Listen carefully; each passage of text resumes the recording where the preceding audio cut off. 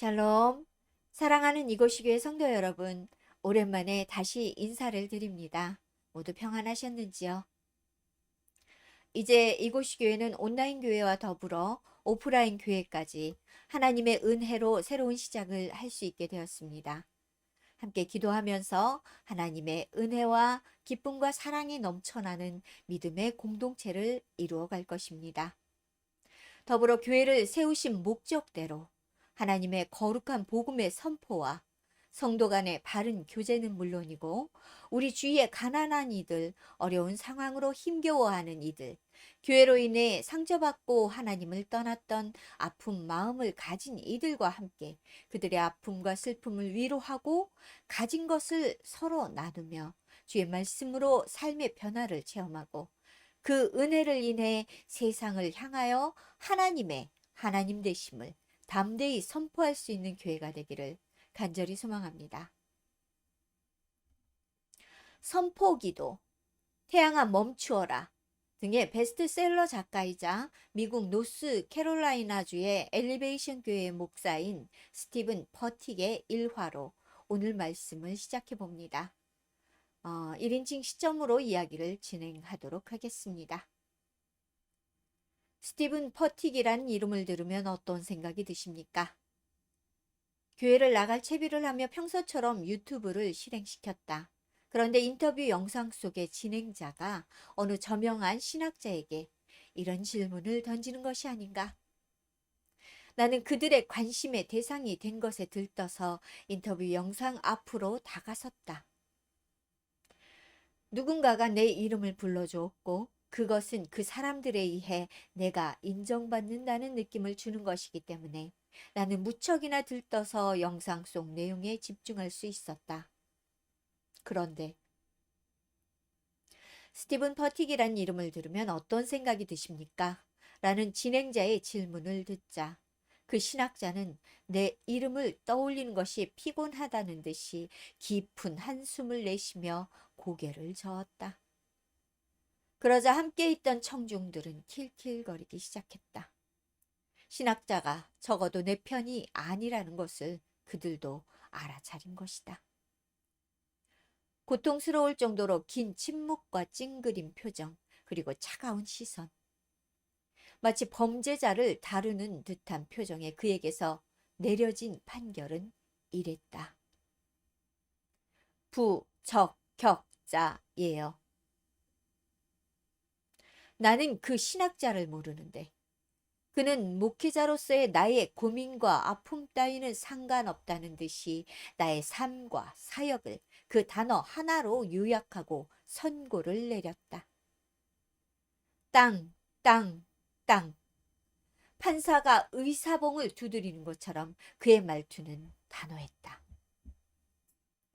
부적격자. 이 단어가 하루 종일 머릿속을 온통 휘젓고 다니기 시작했는데 참 희한한 것은 마음 한편에서는 그의 말에 대한 반박을 하면서도 또 다른 한편에서는 그 정도면 다행이게 라는 생각이 드는 것이었다. 만약 스티븐 퍼팅 목사와 같은 경우를 제가 당했다면요. 제 성격으로는 SNS에 글을 올리고 많은 사람들의 공감대를 얻어내서 나를 부적격자라고 평가한 사람들을 향해서 동일하게 무차별적인 공격을 했을지도 모릅니다. 누군들 아무런 근거도 없고 나와 일면식도 없는 사람의 잔인한 이런 평가를 참을 수 있겠습니까? 설사 나 자신이 진짜 어떤 분야에 대해 부적격할지라도 누군가의 입에서 나를 향한 비난과 판단이 내 동의 없이 뱉어졌다면 그것은 견딜 수 없는 것이 일반적인 우리들의 마음 상태가 맞을 것입니다. 이곳이 교회를 시작한 지 몇 달이 지나지 않아서 제게도 이와 유사한 일들이 생겼었습니다. 몇몇 보수적인 목사님들은 교회 예배를 알리는 글에 댓글을 달거나 개인적인 DM을 보내서 교회는 실존이다, 온라인 교회는 성경적이지 못하다 라는 자신의 의견을 보내오거나 어려운 목회를 하지 말아라, 온라인 교회가 뭐냐, 성경엔 이런 교회는 없다 라며 자신의 주장을 피력했던 분들도 계십니다. 성경이 말하는 교회가 무형과 유형으로 나뉘어 있다. 유형의 교회는 무형의 교회이신 하나님의 존재를 성도의 시선에 두기 위한 하나님의 방편이다. 아무리 설명을 해도 그분들은 막무가내였습니다. 저는 사실 소모성 많은 대화를 싫어하는 편이어서 그냥 차단으로 마무리했지만 이런 일들이 반복되자 마음의 상처가 크게 남았습니다. 하나님의 세우신 교회가 유형의 건물이 필수 조건인 듯한 그대로 왜곡된 교회가는 상황에 대한 설명과 성경적인 근거조차 받아들이지 않았고 그것은 나를 향한 공격과 비난의 화살로 박혀졌습니다. 오랜 동안 신앙생활을 해오던 분들 중에서도 이러한 시선이 있다는 것을 알게 되면서 저는 더욱 힘들어졌습니다. 하나님 앞에서 기도하고 받은 사명이라는 분명한 확신이 나에게 있었지만 반복되는 이러한 비난과 판단들은 나를 지치게 하고 더 나아가서 손가락 하나 꼼짝 못할 정도의 무기력감을 선물해 주었습니다.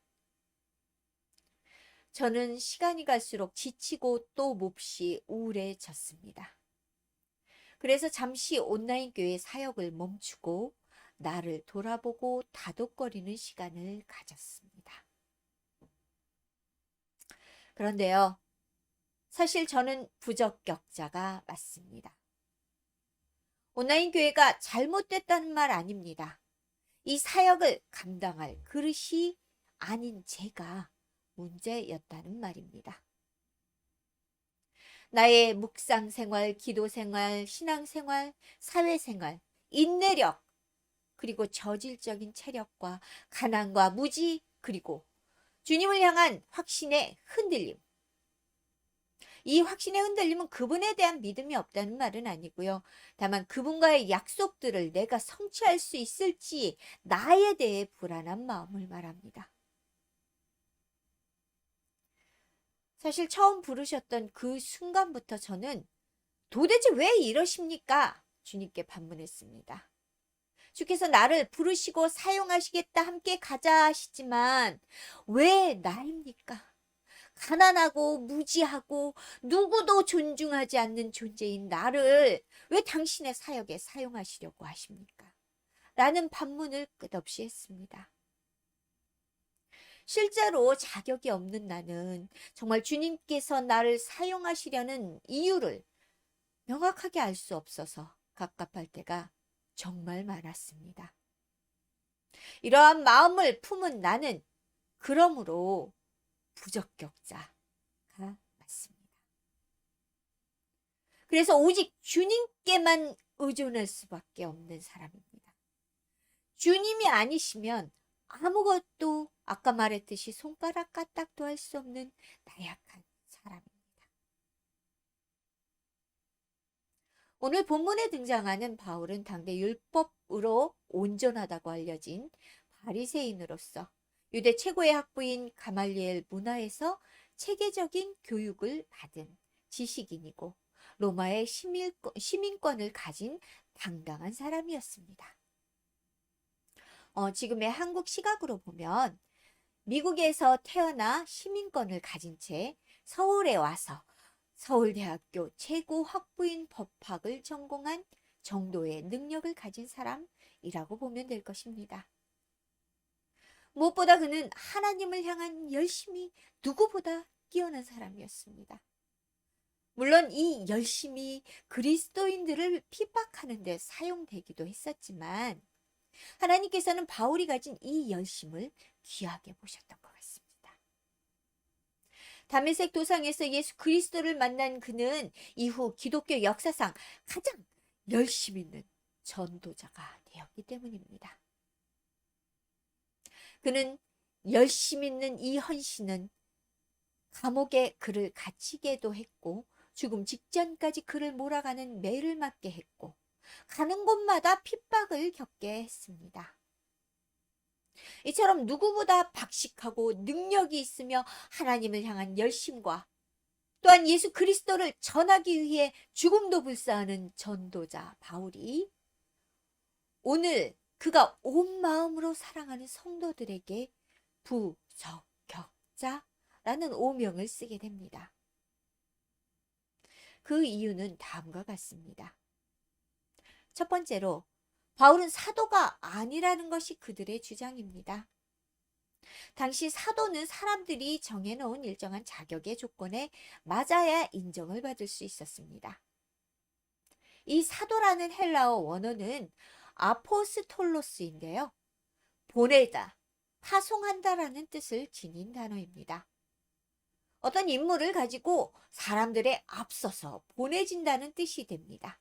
따라서 사도는 예수 그리스도의 복음을 가르치기 위해서 모든 사람들 앞서서 파송된 사람이며 파송된 그곳에서 교회 공동체의 발전과 치를 위해 지도자로 세우심을 받은 사람이라는 말도 됩니다.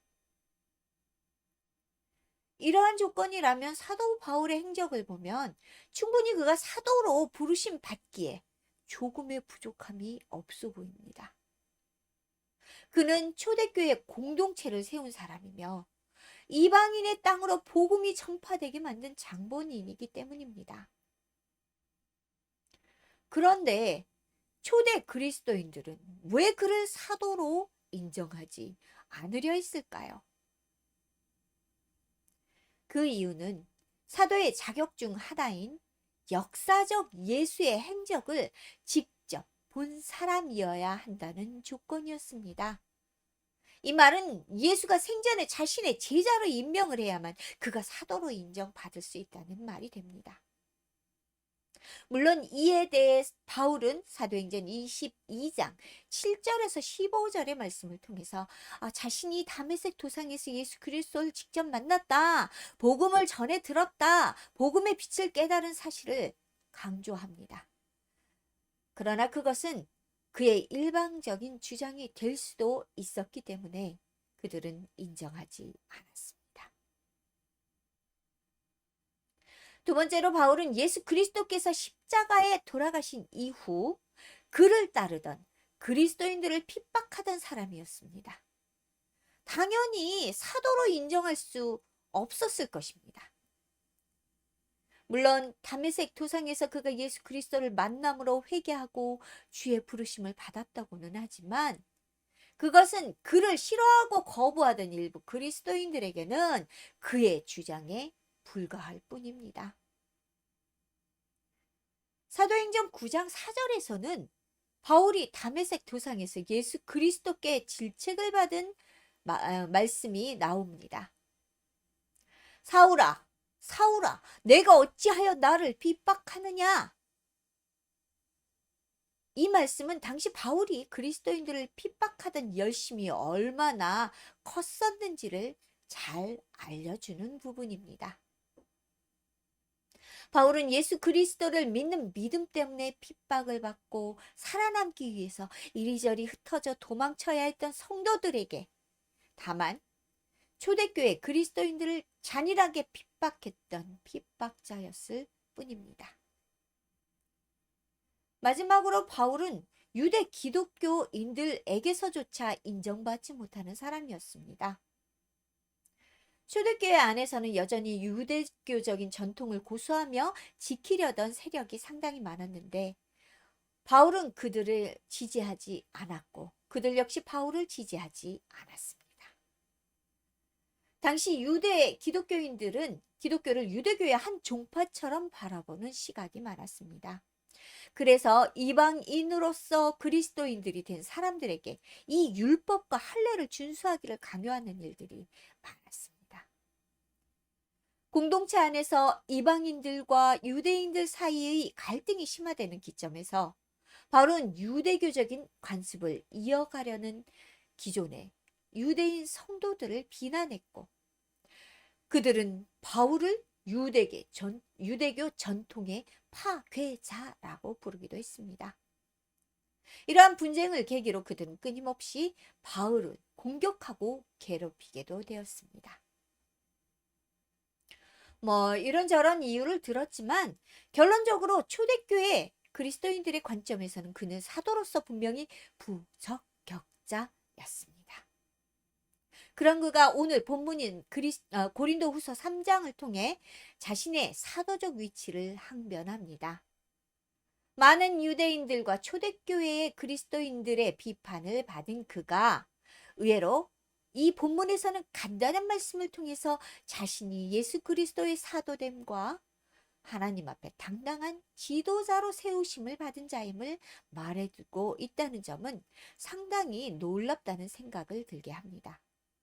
구구한 변명을 늘어놓지 않았을 만큼 그가 하나님과 성도들 앞에 당당했다는 것을 시사해 주고 있기 때문입니다.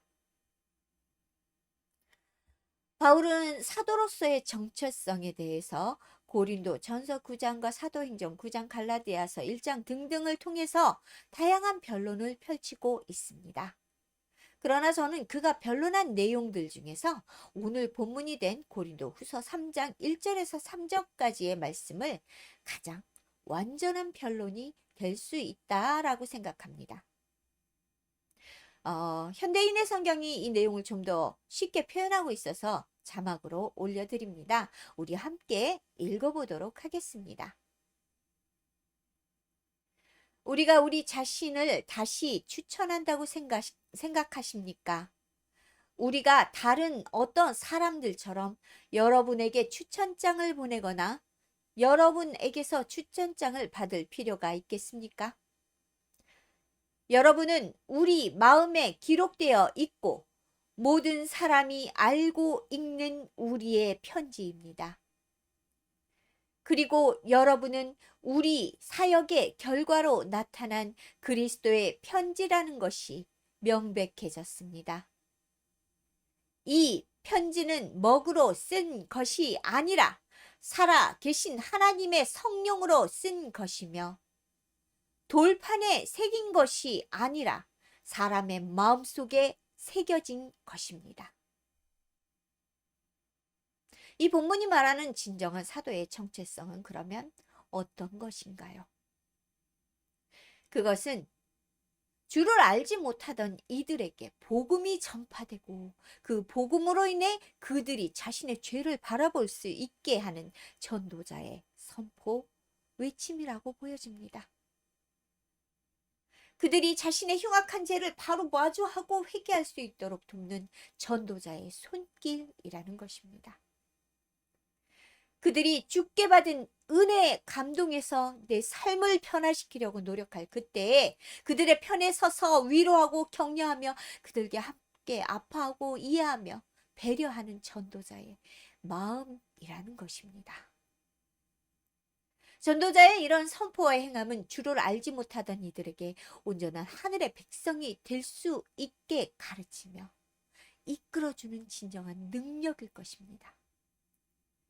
그 은혜로 밝아진 그들의 몸과 마음에 새겨진 평안은 곧 복음의 전파를 위해 헌신했던 사도 바울과 초대교회 전도자들이 하나님 앞에 진정한 사도로 인정받을 수 있는 추천장이 된다라는 말입니다. 성경은 성도들에게 이 새겨진 복음의 증거들이 하나님의 성령에 의해 기록된 그리스도의 편지라고 말을 하고 있습니다.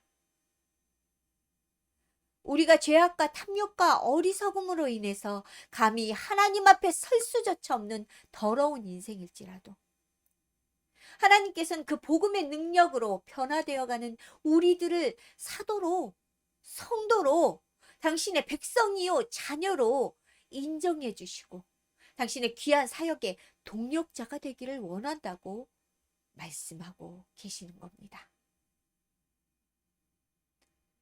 저는 또 우리는 지식도 없고 성결함도 없고 열심도 없고 무엇 하나 스스로 이룰 수 없는 미천한 존재가 맞습니다. 이 미천함 때문에 하나님 앞에 설 수 있는 자격이 우리에게는 없습니다. 그래서 하나님께서는 우리를 불러 자격 있는 자가 될 수 있게 하도록 만들어 가시려고 예수 그리스도 자신의 독생자를 십자가에 달리게 허락하셨습니다. 자신의 독생자를 희생하신 그 보혈의 피로 그 자격을 완성하셨습니다. 그리고 그분이 내민 피 묻은 손을 잡고 우리의 이 연약하고 나약한 삶을 그 희생의 능력을 의지해서 비록 부족한 우리지만 하나님 안에서 우리는 자격 있는 자가 될 수 있을 것이다 라고 말씀해 주고 계십니다. 하나님은 이 세상을 향하신 자신의 목적과 이루어 가실 사역을 그렇게 자격 없는 자들에게 맡기시길 원하시는 분인 것만 같습니다. 처음 제게 다가온 끔찍한 현실과 고통으로 눈물 흘리며 목 놓아 하나님께 슬픔을 토라하던, 아니 원망을 올려드리던 저를 부르시던 날, 이제 나와 함께 가자 라고 말씀하시며 이 손을 붙잡아 주셨던 그 주님은 우리가 아무리 미천하고 어리석고 부족할지라도 우리에게 하나님과 함께 하늘나라의 시민권자가 되는 영광스러운 자격을 부여해 주신다는 것을 깨닫게 되었습니다. 우리 개개인으로서는 이 놀라운 인정을 받을 수 없겠지만 하나님께서는 그 조건 없는 사랑과 은혜로 하나님의 나라를 예수 그리스도와 함께 상속할 자격을 우리에게 선물해 주신 것입니다. 때로 나 자신의 초라함에 한없이 슬퍼지기도 하고, 때론 아무리 발버둥쳐도 헤어나올 수 없는 고통과 슬픔과 절망과 좌절에 갇혀 있는 것 같을지라도, 그래서 내가 너무 싫고 나의 삶이 온통 불행으로 가득해 보일지라도, 그때 하나님이 내게 하나님 나라의 시민권, 하나님의 동역자, 또 복음의 증거자라는 자격을 부여하시고 우리를 그 자격에 합당한 존재로 세워 가실 것을 약속했다는 사실을 기억하시기 바랍니다. 우리의 초라함과 부족함은, 그 자격 없음은 사실 세상의 잣대로, 우리의 잣대로 이렇게 평가되어진 것입니다. 정말 신기하고도 놀라운 하나님의 잣대는 온전히 사랑하시는 그분의 마음이기에 능히 그 모든 것을 용납하시고 우리를 당당한 하늘 백성으로 세우시기에 충분하고도 넉넉합니다. 우리 자신으로서는 안 됩니다. 그렇지만 우리로서 할 수 없는 이것이 하나님께서는 하지 못하실 일이 없기 때문에, 능치 못하실 일이 없는 분이시기 때문에 그 능력과 은혜로 여러분과 저의 일생이 주 안에서 감사와 찬송으로 넘쳐나는 삶이 될 것입니다. 그렇게 되기를 저는 간절히 바랍니다. 그분의 손길이 지금 여러분께, 당신께 내밀어지는 것을 저는 봅니다. 비록 당신이 처한 상황과 아픔이 너무도 극심한 고통으로 다가오는 시간일지라도 단 한 번 용기를 내서 그분의 손을 잡아보시기 바랍니다.